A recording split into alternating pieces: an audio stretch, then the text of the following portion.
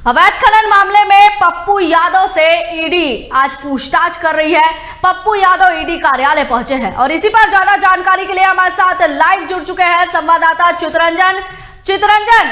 आज पप्पू यादव ईडी कार्यालय पहुंचे हुए हैं। अवैध खनन से जुड़े मामले में ईडी उनसे पूछताछ कर रही है।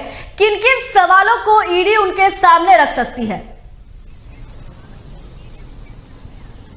देखिए प्रिया, 3 जनवरी को ईडी कई ठिकानों पर रेड की थी, जिसमें मुख्यमंत्री के सलाहकार अभिषेक हैं उर्फ पिंटू हैं, साहिबगंज के डीसी रामविनाश यादव हैं, पप्पू यादव हैं। तो पप्पू यादव को आज की तारीख पर ईडी कार्यालय पूछताछ के लिए बुलाया गया था। आपको बता दें कि इनको 5 जनवरी को समन जारी किया गया था आज के लिए, और आज ये ईडी कार्यालय पहुंचे। आपको बता दें कि साहिबगंज इलाके में 1000 करोड़ से भी ज्यादा का अवैध खनन हुआ है। उसी अवैध खनन के मामले पर ईडी इनसे पूछताछ करेगी और इनके जो संबंध है वो वहां के डीसी, जो वर्तमान डीसी हैं, उनसे काफी करीबी रिश्ता बताया जाता है, जिनके कारणों से ईडी के रडार पर पप्पू यादव भी हैं। अब पप्पू यादव की बात की जाए तो पप्पू यादव ईडी कार्यालय पहुंच अंदर प्रवेश कर चुके हैं। ईडी कार्यालय इनसे अवैध खनन के मामले पर पूछताछ करेगी। और आपको बता दें कि अवैध खनन में इससे पहले भी कई लोगों से ईडी पूछताछ कर चुकी है। जब उन आधारों के जब उनसे पूछने के बाद जो उनको पुख्ता सबूत जो मिले थे, जो उनको आगे के जो उनको एविडेंस मिले थे, उन एविडेंसों के आधार पर ही पप्पू यादव के यहाँ रेड हुई थी। और रेड के बाद जब इनके यहाँ से जो कागजात मिले थे, जो दस्तावेज मिले हैं, उन दस्तावेजों के आधार पर आज इनसे पूछताछ होगी। और साथ ही साथ यह भी पूछा जाएगा कि इनसे जो डीसी के संबंध क्या कुछ है। साथ ही साथ और भी कई सवाल है जिसकी पूरी फेयर लिस्ट ईडी बनाती है और उन सवालों को फिर से उनके से पूछती है, उनके हाव भाव को देखती है। बहुत सारी चीजें होती हैं ईडी के पास, जो उन आधारों के को सवाल के रूप में पूछती है। और जब वो सवाल नहीं दिए जाते तो ईडी आगे का कार्रवाई करती है। इससे पहले भी ईडी कई लोगों को अवैध खनन के मामले पर गिरफ्तार कर चुकी है और वो इस वक्त हवालात के पीछे। ऐसे में पप्पू यादव की मुश्किलें बढ़ सकती हैं। प्रिया, चितरंजन, अवैध खनन मामले में ईडी लगातार शिकंजा कसते जा रही है। कई और लोगों के घर में, जो कि कहीं ना कहीं सीएम हेमंत सोरेन के करीबी बताए जा रहे हैं, उनके घर में भी ईडी ने दबिश दी थी और अब उनसे भी पूछताछ कर रही है। कह सकते हैं कि ईडी जो है अवैध खनन मामले में उनकी कार्रवाई काफी तेज हो गई है और धीरे धीरे शिकंजा जो है बढ़ता जा रहा है। बिल्कुल प्रिया, देखिए ईडी की कार्रवाई आज से 2 वर्ष पहले हुई थी झारखंड में। उसके बाद से ईडी की लगातार कार्रवाई चल रही, चाहे वो अवैध खनन मामले पर हो या फिर मनरेगा घोटाले की बात हो, पूजा सिंघल जिस आरोपों के आधार पर इस वक्त जेल पर हैं, या फिर बात की जाए जमीन घोटाले की। इन सभी घोटालों पर राज्य में जो घोटाले पूर्व में किए गए या वर्तमान में जो घोटाले हो रहे, उस पर ईडी की कड़ी नजर है और उसी को आधार मानकर उस पर कार्रवाई को आगे बढ़ाते हुए ईडी लगातार कई लोगों से पूछताछ कर रही है। कई लोगों को ईडी छोड़ दे रही पूछताछ करने के बाद, तो वहीं कई लोगों को ईडी पूछताछ के बाद उसके रिमांड अवधि बढ़ाने रिमांड पर लेती है और न्यायालय में पेश करके रिमांड लेती है। उसके बाद उसे जेल भेजा जा रहा है। तो ईडी की जो कार्रवाई वो दिनों दिन बढ़ती जा रही है झारखंड में।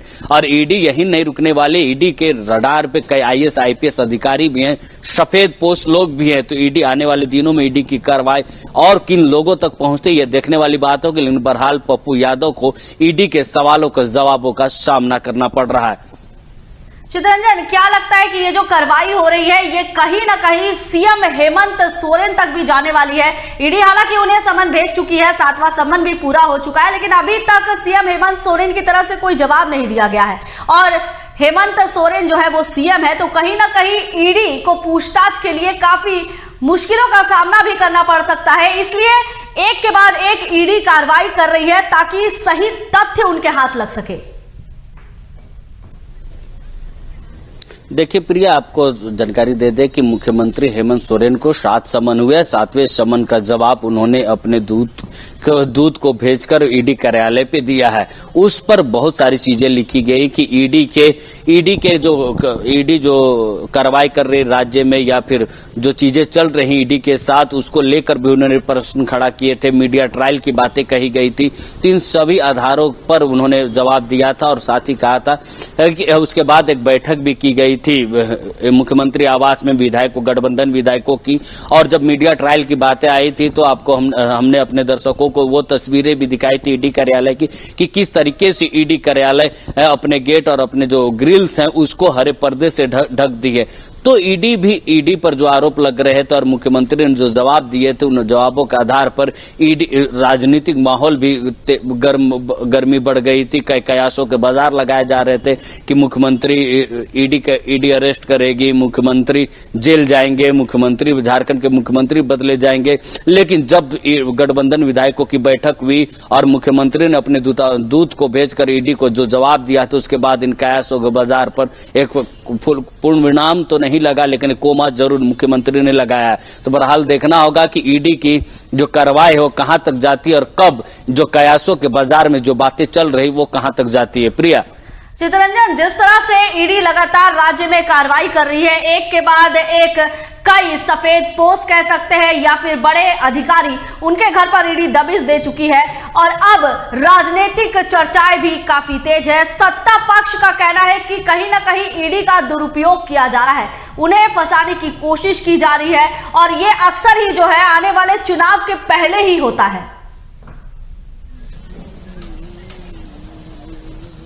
बिल्कुल प्रिया, देखिए विपक्ष लगातार ईडी के कार्रवाई पर प्रश्न उठाते आई है, क्योंकि लगातार मुख्यमंत्री हेमंत सोरेन हो या फिर सत्ता पक्ष के विधायक हो या फिर प्रवक्ता हो, वो लगातार केंद्रीय जांच एजेंसियों पर सवाल खड़े कर रहे हैं। जिस तरीके से ईडी कार्रवाई कर रही राज्य में, विपक्ष कांग्रेस भी इसका खासा विरोध कर रही है। और कांग्रेस के जो पूर्व राष्ट्रीय अध्यक्ष राहुल गांधी, उसको भी ईडी ने जब ईडी कार्यालय, दिल्ली के ईडी कार्यालय बुलाए थे पूछताछ करने के लिए, उस समय देश भर में कांग्रेस के नेता प्रदर्शन किए थे, एक मौन व्रत करके धरना प्रदर्शन किया था। तो कहीं ना कहीं ईडी पर लगातार ईडी का दुरुपयोग करने का जो आरोप है वो बीजेपी केंद्र सरकार पर लगती रही है। ऐसे में विपक्ष इस पूरे मामले पर भी उसी तरह हैंडल कर रही जिस तरीके से कांग्रेस राहुल गांधी मामले पे कर रही थी।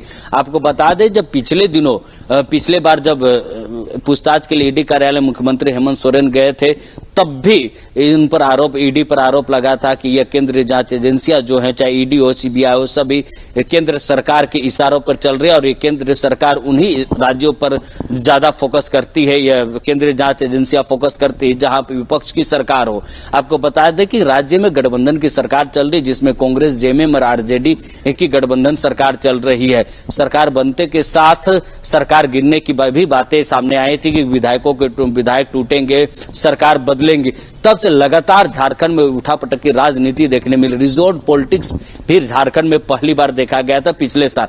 ऐसे में जब एक बार फिर कयासों के बाजार में यह चर्चाएं चल रही थी कि मुख्यमंत्री हेमंत सोरेन इस्तीफा देंगे, उनकी वाइफ कल्पना सोरेन मुख्यमंत्री बनेंगी, लेकिन गांडे विधानसभा जिस तरीके से खाली कराया गया था सरफराज अहमद से, तो उसके बाद से कई कयासों के बाजार में कई बातें चल रही थी। लेकिन उन बातों को कोमा जरूर मुख्यमंत्री हेमंत सोरेन ने गठबंधन विधायक दल की बैठक के बाद दिया कि ऐसी कोई भी चीजें नहीं होने वाली। और ईडी को लेकर जो बातें चल रही थी कि ईडी मुख्यमंत्री को अब समन नहीं भेजेगी, अब अरेस्टिंग करेंगे, कई तरह की बातें चल रही, वो भी ईडी की तरफ से अब तक इस पर कुछ भी आगे की कार्रवाई नहीं की गई है। प्रिया।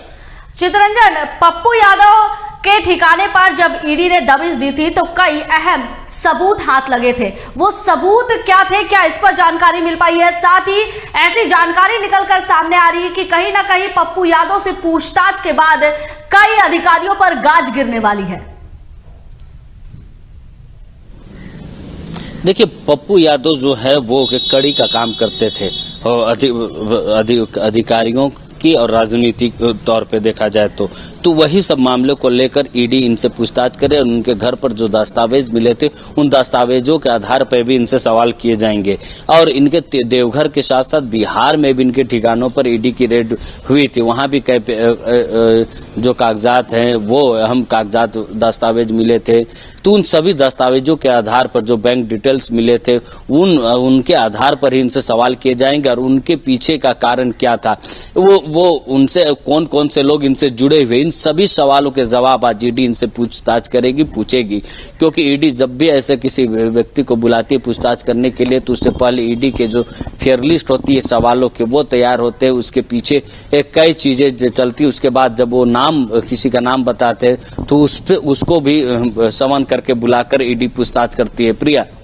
चितरंजन, बहुत बहुत धन्यवाद आपका। तो आज पप्पू यादव से ईडी अवैध खनन मामले में पूछताछ कर रही है। पप्पू यादव ईडी कार्यालय पहुंचे हुए हैं। फिलहाल अभी तक जानकारी ये नहीं मिल पाई है कि ईडी आखिर किन किन सवालों को उनके सामने रखने वाली है, लेकिन एक बात तो साफ है कि जो अहम दस्तावेज पप्पू यादव के ठिकाने से ईडी ने बरामद किए हैं उसी के आधार पर पूछताछ चल रही है और उनकी पूछताछ अगर सही हुई तो कई अधिकारियों पर गाज गिर सकती है। यहां रुकेंगे हम छोटे से ब्रेक के लिए।